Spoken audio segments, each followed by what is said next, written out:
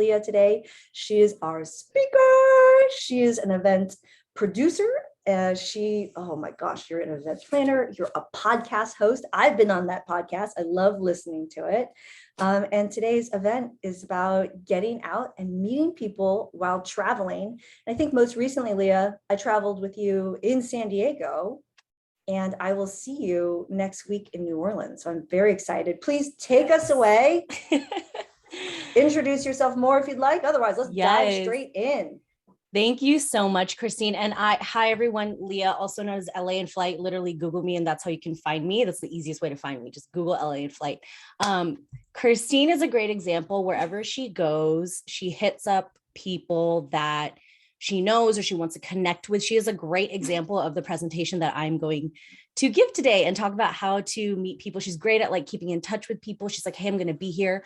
Come out and meet me if you want. We can fly drones together. We can go find ube lattes together. You know, we can do whatever and whatnot. So thank you so much, all of you, for being here. And I love the chat blowing up. So while I introduce myself, because I don't mind, fill this chat up with all of your stories.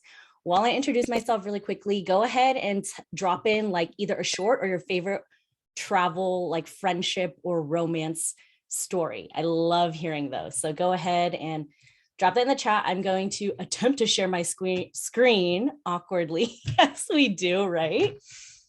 All right. Christine, did that work? We can see your screen, but we can see it in presenter mode. So redo it. So let me just repeat what she said. Share in the chat, and what she wants you to share is kind of spicy and exciting. So a story for you for yourself, whether you've met, you can now see your screen perfectly. Perfect. Yeah. So share in the chat your example. Yes, please do. So LA in Flight, getting out and meeting people while traveling. Welcome. First and foremost, happy Women's History Month in the US. Happy Mardi Gras Fat Tuesday if you celebrate that as well. There's a lot of current events going on right now in the world, but I'm super, super happy you can take an hour out of your day and learn with me and maybe take something fun and new away. So all of the photos I use in this presentation are my own photos of like good friends that I've known over the years. If you have particular questions about them, go ahead and drop them in the chat. We'll answer them later. So this is a little bit about who I am. Just a little bit about me, like the roles that I play in the life, who I like to be. I am a slow and solo traveler. I've been traveling alone and with friends for over a decade. And whether or not I try, spoiler alert, most of the time I am trying to make friends. I try to make these genuine friendships and connect with locals wherever I go, or at least get to know some unique humans, whether or not they, you know, stay in my life for the remainder of it or not. So this talk details, you know, how I've met these people on the road, become great friends with them, lifelong travel buddies with them, and maintain those friendships. To be honest, a lot of that is the hardest part because your life changes as you get older, like obviously. So this is sprinkled in with some stories. I love helping others become their best travel selves, including meeting wonderful people on their adventures, whether that's for a minute or for a lifetime. So I love that everyone has their unique story. Meeting people is an excellent way to connect with locals and foreigners alike, and it keeps your connection to that place, whether they live there or not. So whether they're a visitor or local or not. So this presentation is for anyone and everyone who is curious about different types of ways they can meet people on the road.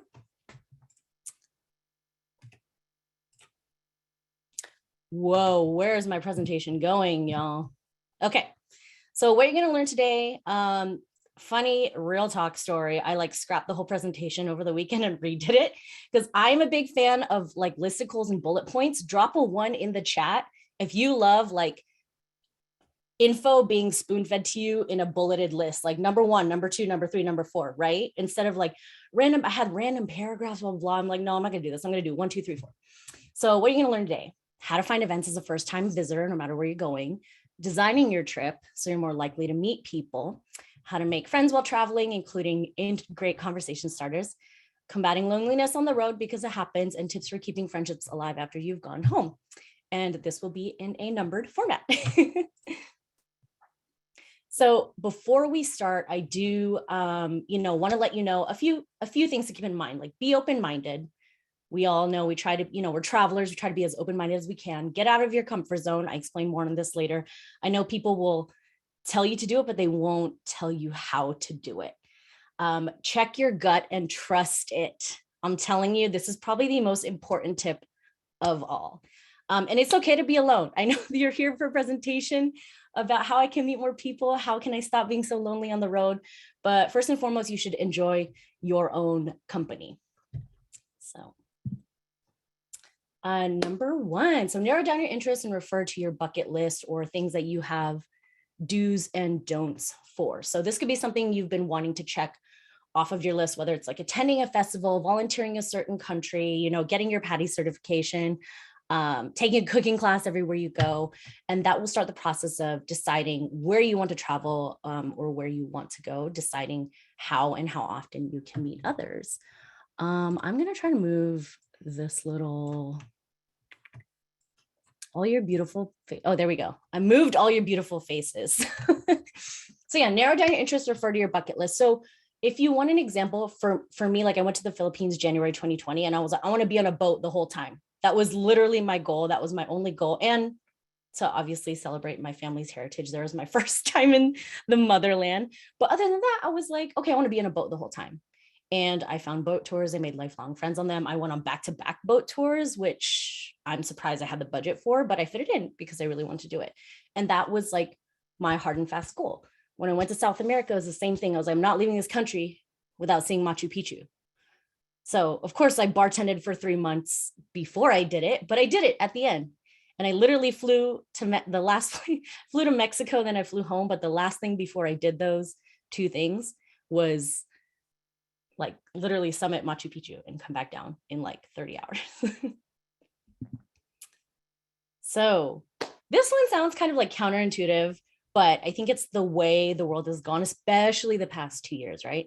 Turn online to meet people in real life. And I say this because you can start the process of meeting people before you even get there, if that's what you want. Some people love arriving with no plans.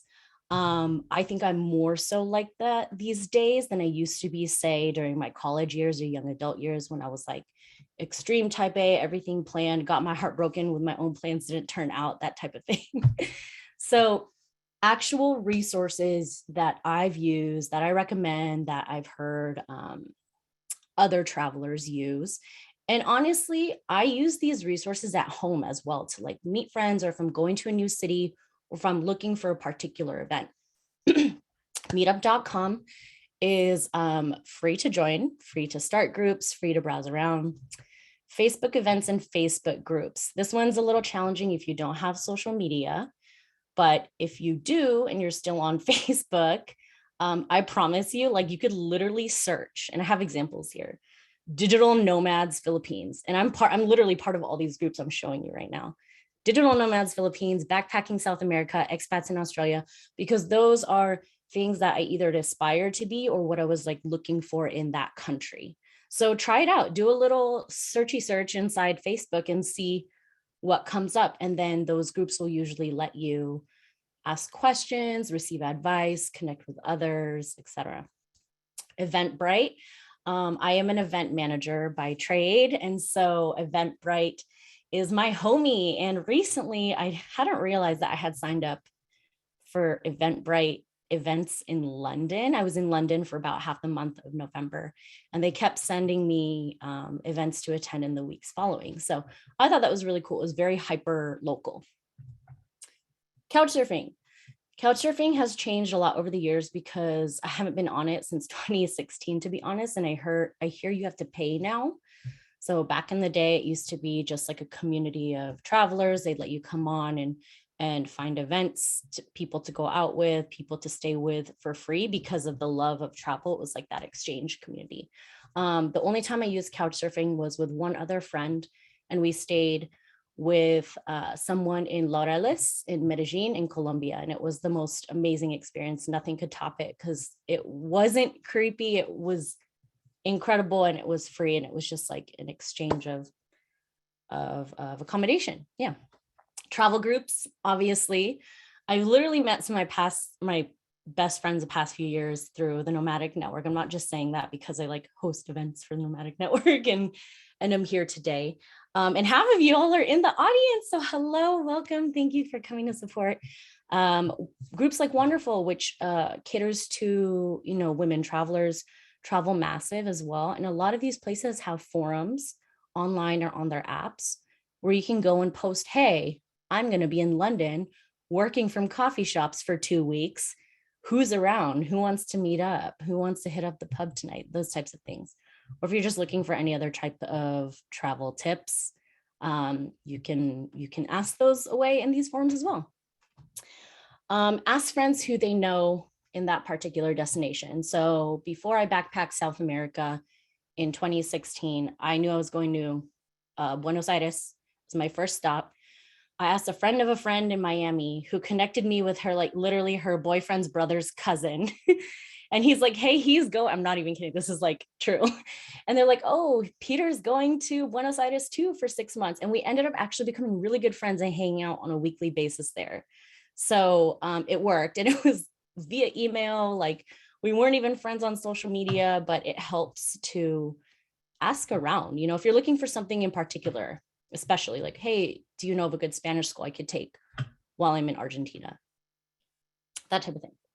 And that ties in with reaching out on your preferred social media platform of choice. And if you're not on social media, I hope I gave enough ways to meet people online beforehand or while you're there, besides social media. So hopefully that helps. Use local resources, of course. This one, I hope we all already do, but if we don't do it, you can practice it for the next time you're traveling. Ask your hotel or hostel concierge for advice. Hey, where can I meet people? Like what nightclub goes off on Friday nights around here? Like what's the best local restaurant around here? That is literally what they're there for. You can even pop into places you're not staying at. So little story, I stayed with friends in a really nice Airbnb in Cartagena, Colombia.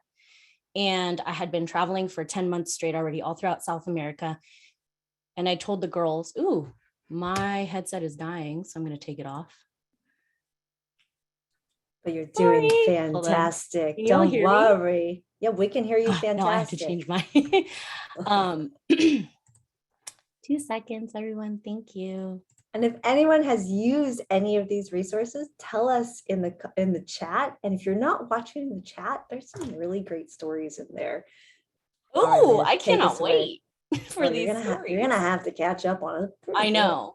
And full disclaimer, I totally save the chat down and read all of them. Like I'm nerdy like that. So I can't wait to reminisce on your stories with you guys afterwards. So do you use a highlighter? Sorry, go on. My digital highlighter, yes. So I was staying in Colombia, staying in an Airbnb, but I know there's a very popular chain in South America called El Viajero Hostels. And I knew they have a really built hostel concierge. And I knew, I was like, yo, let's get on like a volcano mud bath tour through there. We could also meet others. Like we don't have a concierge because we're staying in an Airbnb. And El Viajero had no problems with it. So honestly, you could pop into anywhere that has a type of like tourism desk and really ask them for advice. Matt himself has mentioned this tip before, which I thought was interesting. Visiting like tourism board offices or tourist office or city offices. He said he feels that they're really like underused. So, but they're there to like serve the tourists. That is their purpose. So they'll have all the things like maps, free walking tours, free types of tours, you know, best restaurants in town, that type of thing. So I feel like that's a really under the radar tip. This was a cloudy day in Machu Picchu, this picture, for those that can't recognize it. Ask friends if they want to travel with you. I know this sounds a little like counterintuitive because it's like, oh, getting out and meeting people, especially if you're like solo, but you never know. They don't have to be your best friends to travel with you. You know, they can introduce you to different styles of travel, interests, hobbies, different groups of people. So, you know, surrounding yourself with anyone who has a different mindset than you is pretty much like what travel is about. But I will recommend maybe like setting expectations and what you are like when you travel at the beginning so that there aren't any maybe like big blowouts or surprises. So yeah, These pictures are in the Philippines. Can you tell I'm like really proud of them? Okay. Ooh, been talking. Designing your trip to meet more people. Why not, right? That's why some of y'all are here, right? Can't stress this enough. Dive into the local culture. I trust that you are all already doing this though. So you don't need me to hound it into you, but just in case you need more recommendations, grocery stores. I know people that always hit up the grocery store first thing when they land in like a different country, or even in a different part of the country. Like in the US, we don't, like on the West Coast, we don't have Publix, and we don't have, which I didn't know was a grocery store. I was like, what is that? An accountant or something? There's like different things, right? And we don't have that. There's like this one big gas station grocery store in Texas that everyone always talks about on TikTok. But different parts of the like countries have different things. I love to go to like a central market, so kind of like a farmer's market in the middle of the city. That is my first stop because one, you will find cheaper food there. Two, you can kind of get even essentials there, like essentials and souvenirs. And it's like, it feels like you're really immersing yourself in the culture because this is like a neighborhood market, an open air market where people are going to get their everyday things. So that's always my first stop in the city. Park hangs, find a local activity. College campuses, I know that sounds weird. In Colombia, we went to one of the campuses in Medellin, which was really cool. We just like walked through it. We like ate lunch on campus, like saw the statues. It was beautiful actually. And I've done it at Tulane University in New Orleans too, Christy. And we were about to walk into a class. This was years ago, but yeah, we just kind of wandered on, try not to like look sus or act a fool or anything, like just be cool on the college campuses. Don't scare anyone. Celebrating holidays or festivals, like traveling for a festival or a holiday is a very big deal, even if you're like maybe island hopping between islands, but that's also a really amazing way to meet local folks as well, because then you can ask them a lot of questions about like, oh, what does this mean? What does this represent, etc. Build in time to get lost. This is really important to me. When I say I used to be like type A, like back-to-back plans, every minute, every day was filled out.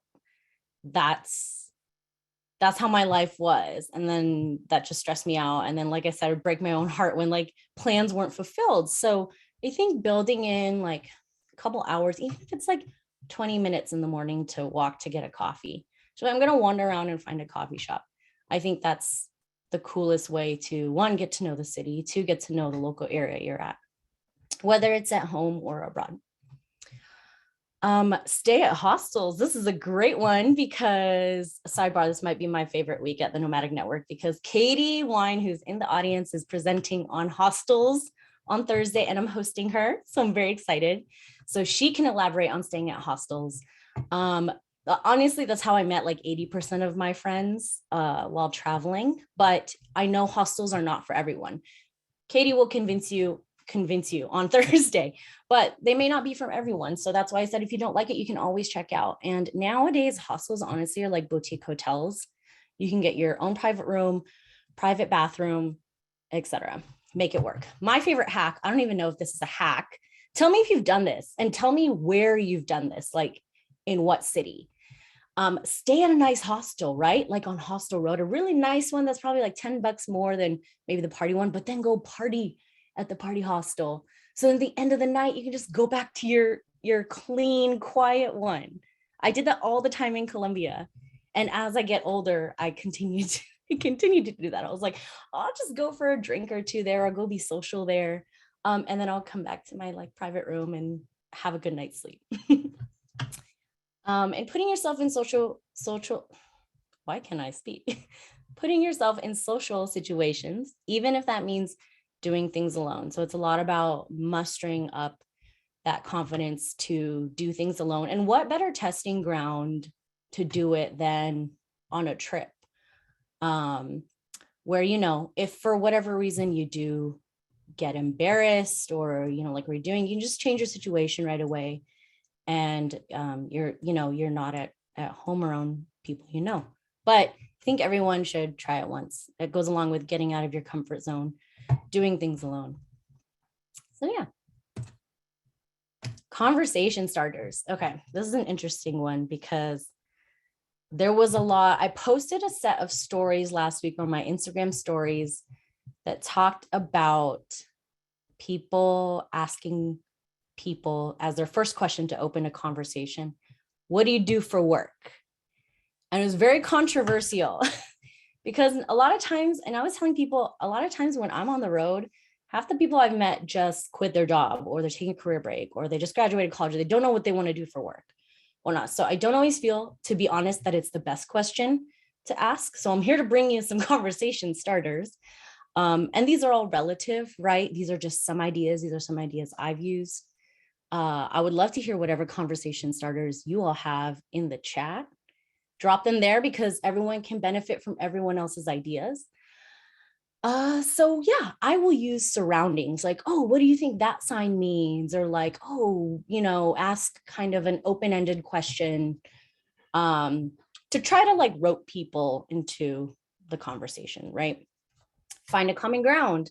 I was just in Hawaii with Ava and we saw a man in the elevator who had a Cotopaxi backpack on, and I had just purchased mine, but I didn't have mine on me. And I was like, oh my gosh, I just purchased a Cotopaxi backpack. How do you like yours? And the conversation like went off from there. It was amazing. Any common interests you have, like if you're scuba diving together, you already have tons to talk about. Etc. Ask for an opinion on food or drink. This one I feel like is really easy. Like if you're at a bar table alone, be like, hey, do you recommend like the tacos or the enchiladas? Or like, oh, I see you're drinking like a spicy margarita. What do you think of it? Because I was thinking of this, blah, blah, blah. So asking for an opinion. And doesn't everyone feel honored when they're asked for their opinion, right? Like, ooh, let me tell you. So I try to avoid politics, money, and of course, criticism. Just try to be a nice person wherever you go. So combating loneliness on the road. This is also very, very interesting. A topic that I've seen in quite a few forums. Oops, sorry. In quite a few forums, travel forums that I'm in. But know that times of being alone will come and go, and you'll be alone physically, you'll feel alone. But like I said, I'm glad you're here today because I hope that some of these tips will help you maybe physically like put yourself out there. And I understand that a lot of times you have to be in a certain mindset to want to meet people, right? Like it's okay to go home early from the party. It's okay to want to go to bed and like cut the meeting short. Like I'm the queen of the Irish goodbye just because I'm Filipina, and a goodbye, like I didn't know if Filipina goodbye was real.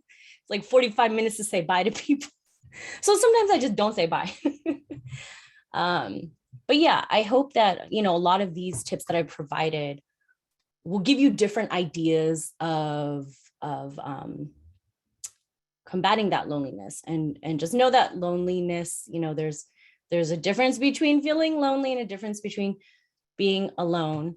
But like I said, also be open-minded to trying new things. You have to put yourself in different situations, different hobbies, whatnot. And real talk. So there's a few years ago, I used to think that everything, being alone and trying to fit into like different groups while I was traveling, was just like rejection after rejection after rejection. And I took it personally many, many years ago. But as I like grow and wander about the world, like I now practice detachment. That is my word for 2022. So, the moral is like kind of go out there, be your best self, do no harm or evil, spread joy and love, and you will find your people on the road. And it is okay to be alone. Actually, let me know in the chat if you're a solo traveler. I would love to know that.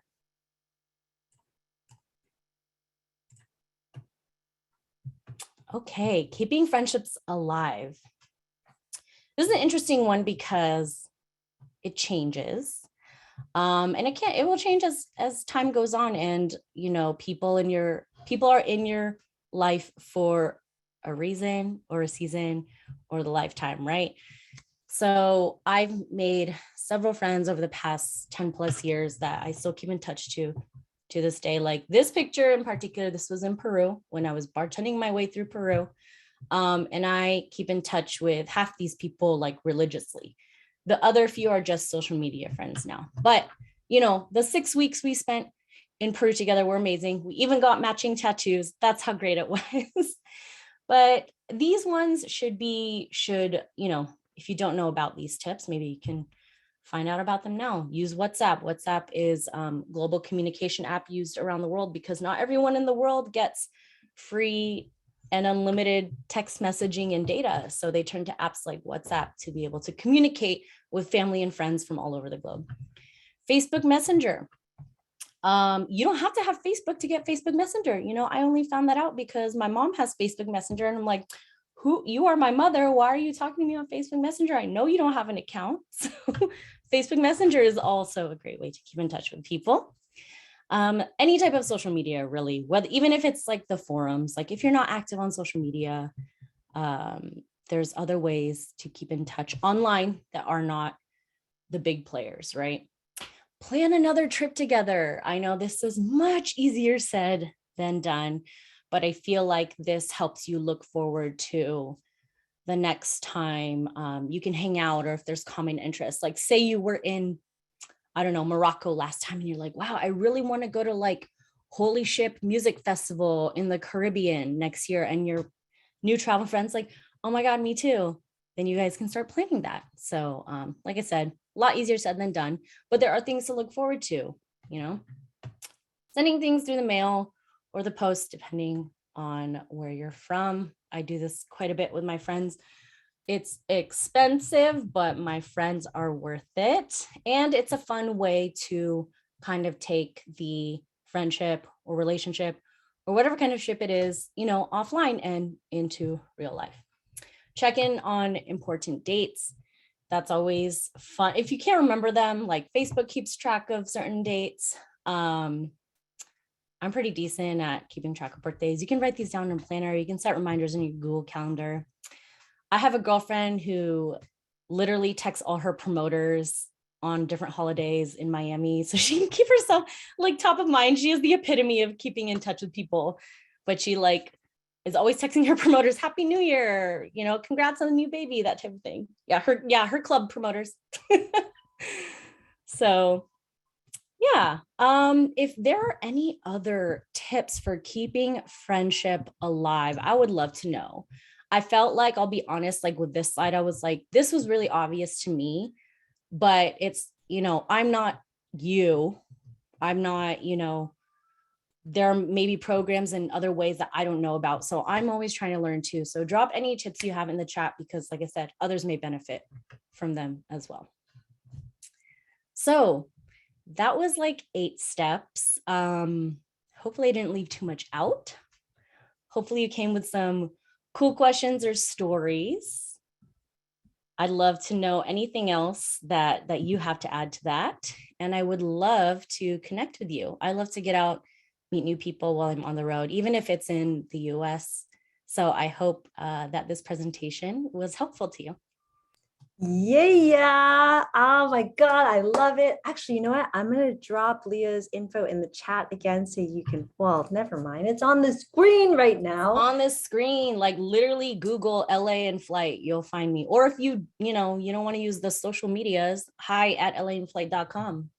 Can we give her a virtual round of applause? Thank you, Leah. Thank you. Well, I kind of feel like you have to connect with Leah because she's like the most social person that you want to hang out and travel with. I definitely got some value out of this. You know what? We had some amazing conversations in the chat during your presentation. I almost feel like it might be interesting. So if you have questions, now is the time to drop them in the chat because we don't have any questions, but we had a ton of conversation in there. But it might be interesting to, I don't even know, like ask some prompts to like draw out some of, like you asked so many amazing things during the chat that maybe it could be an interesting time to have a conversation with everyone. Granted, we are a lot of people. I can moderate the chat, but we have around 25 minutes remaining. So we have some time. I don't know. What do you think of that, Leah? Yes. Do you have the prompts, Christine, or do I? You gave the prompts. So like, let's Okay, start with I one was of like, them, which was what prompts? interesting times of meeting people on the road. And we had Yes. some really great stories in the chat. So if you have one that you didn't share, drop it in the chat right now. And Leah, we are going to ask you for one of your examples of meeting someone. I met my meatball boyfriend while traveling. And recently dropped a podcast episode, very controversial, titled I Was Married, He Had a Girlfriend. The rest is history. But that happened in the Bahamas. What about you, Leah? Just like a cool time of meeting people. Which example should I use? I think one of my favorite times is my friend Kate. I met her bartending in Peru. We hit it off right away. We were like roomies in the staff room after 6 weeks of bartending together. I had noticed there were like all of these Europeans, particularly British folks, traveling through South America, and they were all saying that they were going to Australia to work. And I'm like, what do you mean going to Australia? Like, what do you mean going to Australia to work? I'm like, oh, it's a working holiday visa. And my friend Kate was going there too. And I was like, what is this working holiday visa? And she's like, I think you can do it too. You just get like a different amount of time. So I looked into it and I was like, this was back in 2016. And she's like, yeah, like you should come as a joke. And 2017, I was thinking about it. I was like, I was thinking about backpacking Southeast Asia, but I didn't have any hard and fast plans. So I researched it for a week and I was like, hey, I think I'm going to move to Australia with you. So in 2017, literally 3 months later, I came back to LA for a few months to get everything set up, make sure I got approved. And then I moved to Australia for a year. So, and then her and I see each did other at not least know this every other story year. about you. Yes. Wait, sorry, It's you'd her my see each favorite. other how frequently? Probably like every other year at this point. Like I just surprised her for her 30th birthday in London, which was also very cool. But yeah, I think a lot of maintaining the friendships is wanting to, right? Like you're not going to always want to, and I get that, but figure out which ones are not worth it to you. I don't want to make I'm sorry, that sounds bad, but you know who you want to stay in your life, etc. So yeah, you're going to do what it takes to keep that friendship alive. I love that. We had a couple of great questions come in from Jeff. Thanks, Jeff. He was asking one big risk that you took to talk to a stranger that turned into like a magical, memorable experience. One big risk. Oh my gosh. How am I going to pull from the memory bank right now? I believe in you. That turned into a magical memory experience. I'll share mine while you're thinking of yours. Please do. So when I met Meatball, my boyfriend, we were at a headphones party, which is there's two DJs and you can tell which DJ you're listening to by the color of the light on your headphones. And we were both always on the same channel, and he knew every single lyric and was singing along to every very, very obscure hip hop song. And I love hip hop, especially old school hip hop. At the end of the night, I walked up to him. I hadn't talked to him all night, and I ripped off his headphones and I said, sit down. Why do you know the lyrics to all my favorite songs? Who are you? Tell me. And then that started our relationship. Reveal yourself. Actually, I'll tell you an interesting story. In 2016, I was riding the bus. This is another Colombia story. I only spent 3 months there, but I feel like I have a lot of stories from Colombia, as you do, I was riding down from Santa Marta, which is in the North Shore, back down to Medellin, and I actually met a Venezuelan refugee.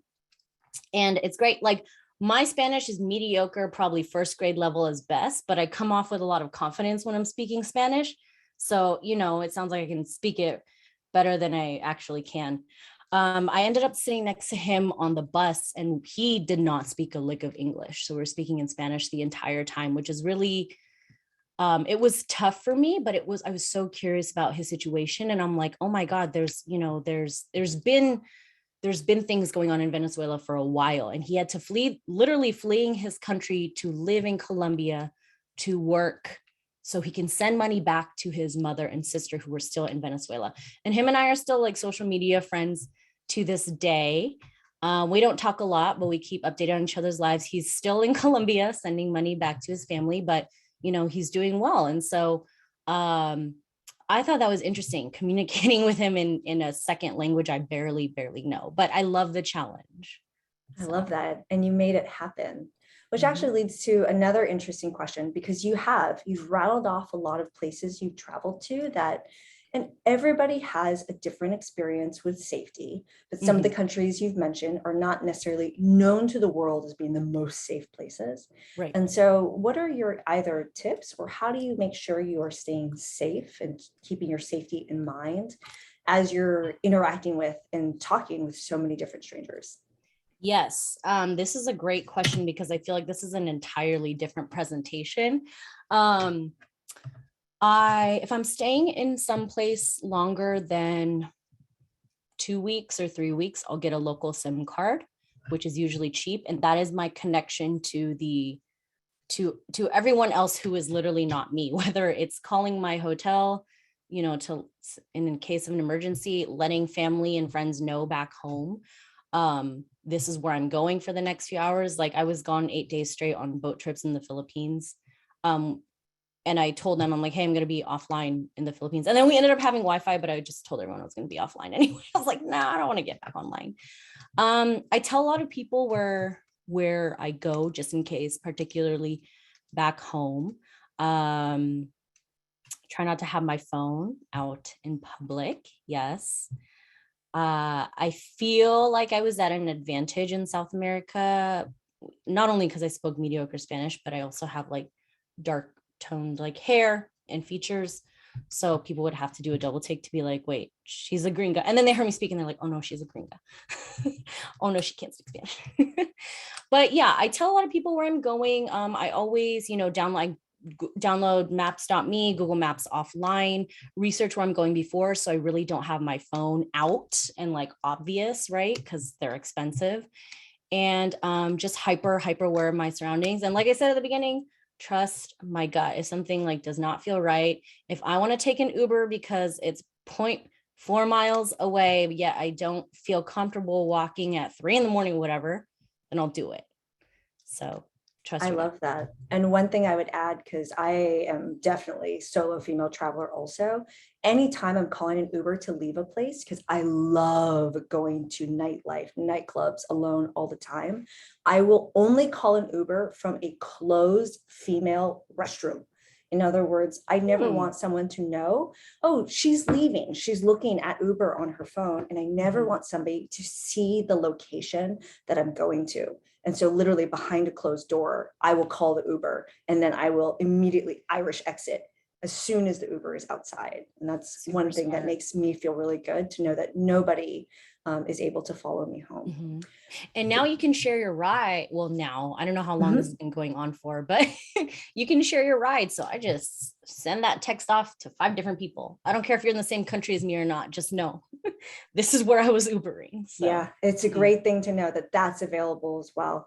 Here's another question that came up, and this is a challenging one, and it's interesting, Jenny. I like your question because it especially around hiking. You don't want to really hike alone either. But I'm sure as you've been doing a lot of these different meetups, not necessarily just meetup.com, but the different resources that you shared about, there's always flaky people. And so you might go to something and there might not be anybody who's joining you. How have either like you combated that, or how have you tried to choose things where it's like, it's definitely going to happen and it's not necessarily going to be you and nobody, or you and like just one other person or something like that? Like, right. How have you done that? Right. And actually, I feel bad because I didn't even address this, probably because I tout myself as a solo most of the time, but I do take a lot of organized group tours, and I do go on organized boat tours and day hikes and that type of thing. So looking for, organized tours that are through official companies and representatives, that can combat the flakiness. I also take them when I'm a little too lazy to like plan something on my own, or say I just got back from a trip. Like, for example, I got back from Nicaragua like 5 years ago, and I was like, oh, I want to go on another trip, but I don't want to plan anything. So I just booked a top deck tour with Kontiki throughout Europe for 3 weeks. I was like, this is nice. I don't have to plan anything. It's kind of like built-in friends.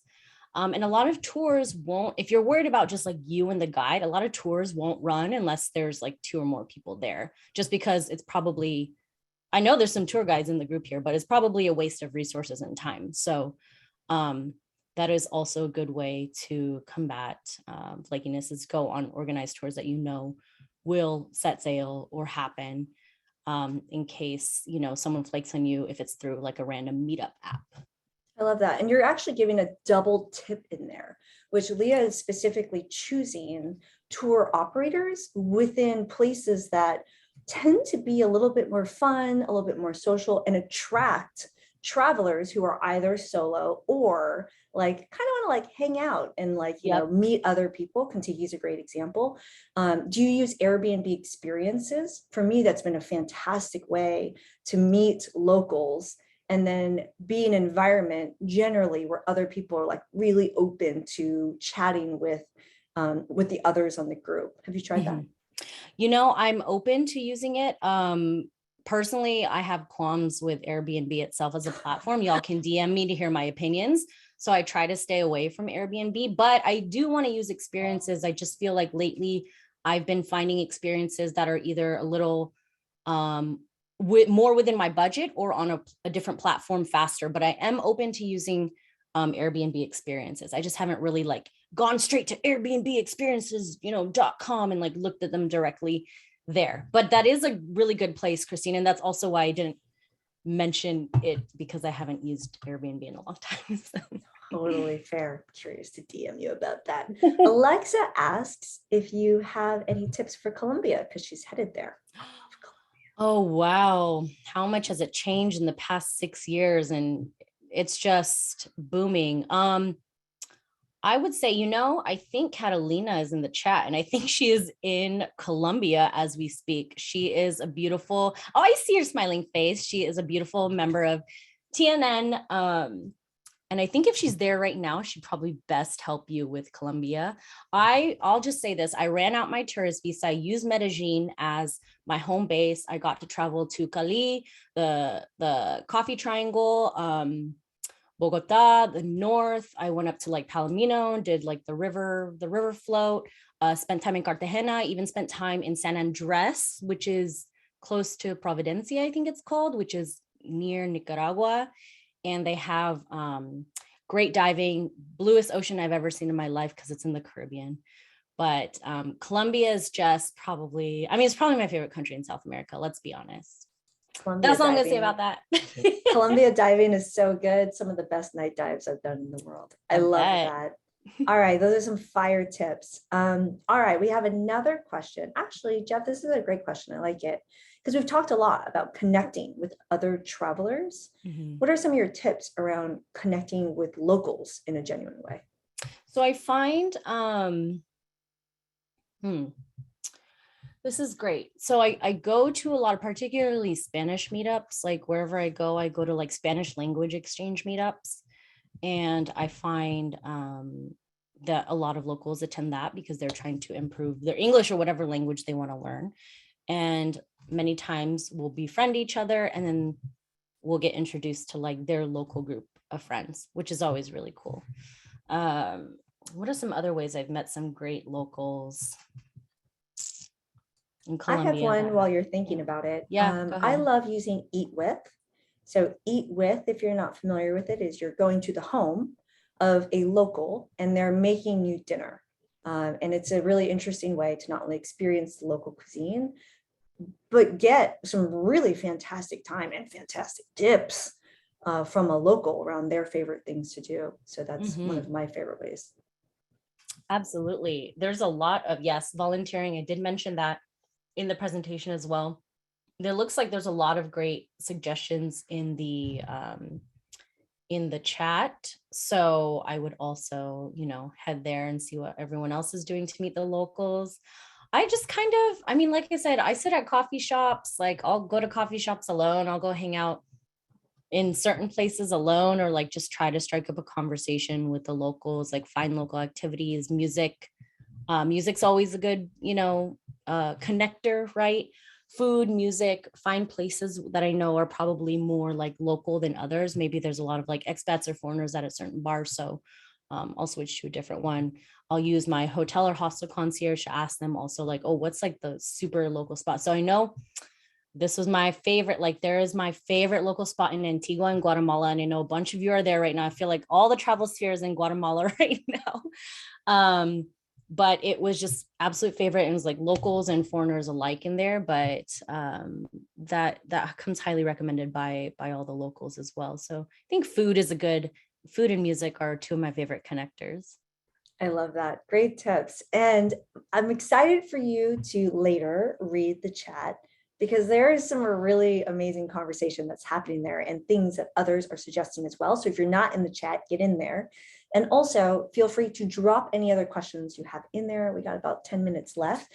I have a question for you. Yes. Because you said something that I love, which is it's really about getting out of your comfort zone, which is part, and you also said like, a lot of these times, nobody knows you, right? It's kind of hard to embarrass yourself because no one knows you.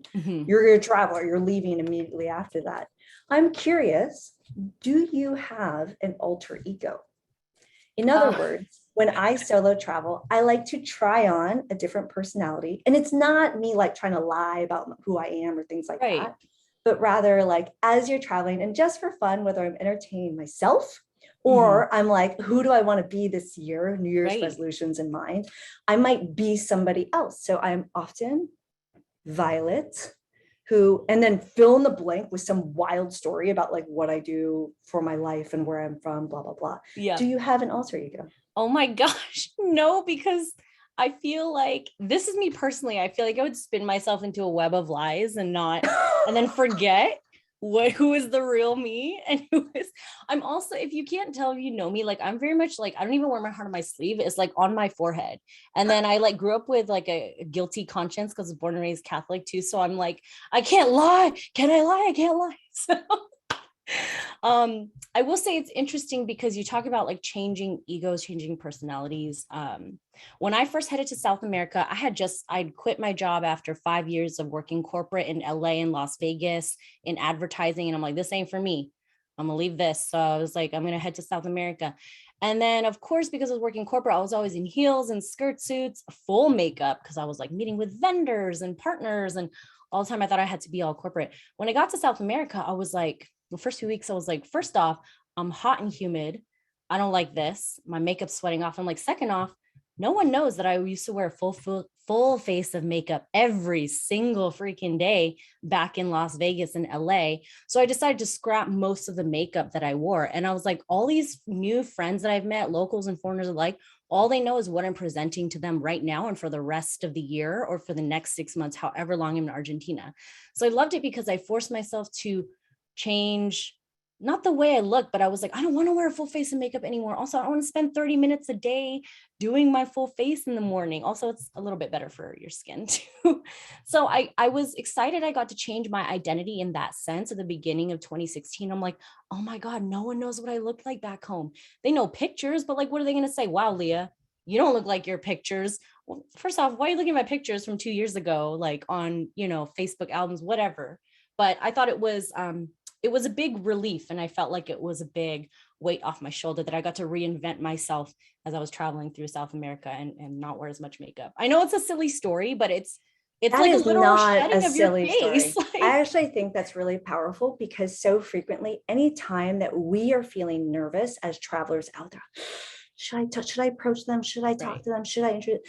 It's really just, we are holding ourselves back. Like, of course they want to meet you. You're an amazing person, which by the way, can we just give Leah a collective round of applause? Because you might not know this, but 2 minutes before we let everybody in, started this presentation, Leah was telling me like, I'm so nervous to do this. And girl, you are killing it.